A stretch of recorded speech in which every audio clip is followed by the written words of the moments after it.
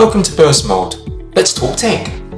Xbox Series X and S have both been launched and are out in the world. Getting hold of the Microsoft consoles have been difficult. High demand, scalping, and a pandemic have all had an impact.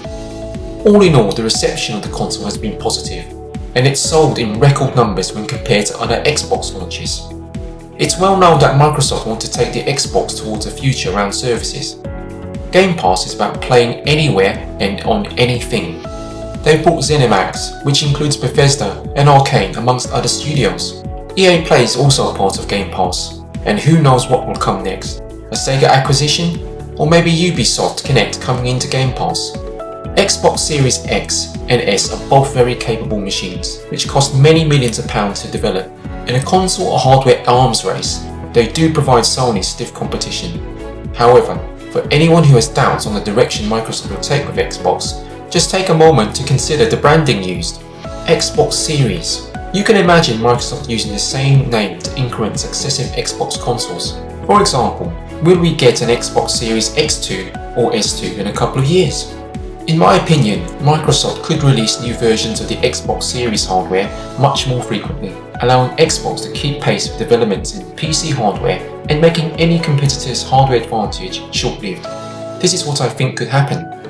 Microsoft will release a new version of the Xbox Series X and Xbox Series S in 2022, and subsequently in 2024. This would ultimately spell the end of console generations for Xbox, with incremental hardware updates released continuously, tracking the roadmap of PC hardware. The upgrades to Xbox Series consoles will be modest. Releasing a new console every 2 years won't allow Microsoft to take massive leaps. You can expect increases in CPU and GPU clock speeds, core count and CPU count, increases in speed and capacity for SSDs and memory. The physical size and shape may also change. Big changes in technology architecture and design won't happen every 2 years. That may be a 4 to 6 year target, which is shorter than the normal console cycle. Time is required to adopt any new technology. Testing needs to happen. Backwards compatibility needs to work. Games developers need to prepare alongside regular product launch activity. You can imagine any move to Zen 3 or Zen 4 would require changes to the console supporting hardware like the motherboard. A 2-year cycle for technology products is not out of the ordinary. Look at smartphones, GPUs and CPUs. Just don't expect a massive leap forward in performance every 2 years.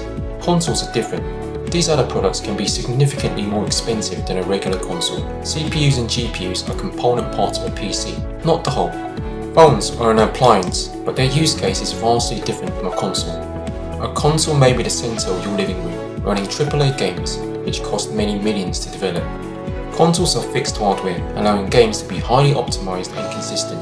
For any phone-like console cycle to be successful, a subscription service needs to be profitable and sustainable. This is an if, even for Microsoft.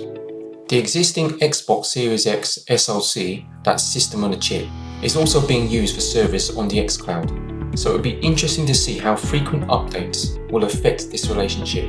Are data centers going to need upgrades on a regular basis? Or will updates be so modest that it won't matter? On a personal level, if this means that console cycles disappear, I will miss the excitement, fanfare, and anticipation of what we could get. Guys, that's the end of the video. I hope you enjoyed it. Please like and subscribe if you want to support the channel, and comment if you have a view. Until next time, have a stellar day.